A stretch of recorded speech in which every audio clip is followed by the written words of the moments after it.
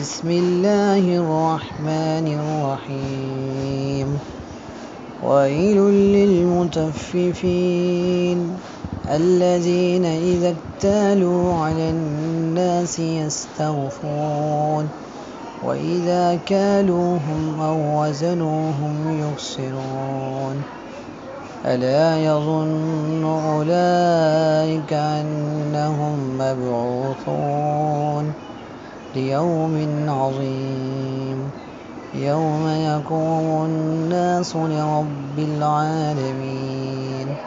كلا إن كتاب الفجار لفي سجين وما أدراك ما سجين كتاب مرقوم ويل يومئذ للمكذبين الذين يكذبون بيوم الدين وما يكذب به إلا كل معتد أثيم إذا تتلى عليه آياتنا قال أساطير الأولين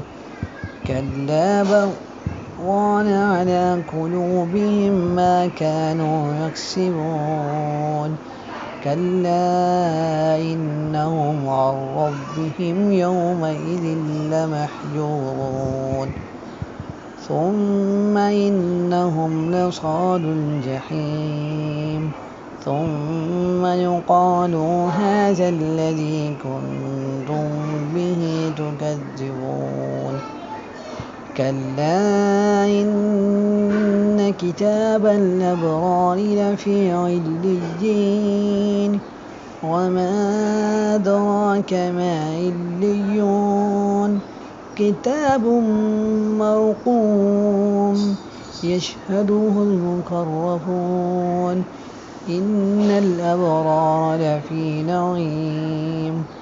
على الأرائك ينظرون تعرف في وجوههم نظرة النعيم يسقون من رحيق مختوم ختامه مسك وفي ذلك فليتنافس المتنافسون ومزاجه من تسنيم عينا يشرب بها المقربون إن الذين أجرموا كانوا من الذين آمنوا يضحكون وإذا مروا بهم يتغامزون وإذا انقلبوا إلى أهلهم انقلبوا فكهين وإذا رأوهم قالوا إن هؤلاء لضالون وما أرسلوا عليهم حافظين فاليوم الذين آمنوا من الكفار يضحكون على الأرائك ينظرون هل ثوب الكفار ما كانوا يفعلون صدق الله العظيم.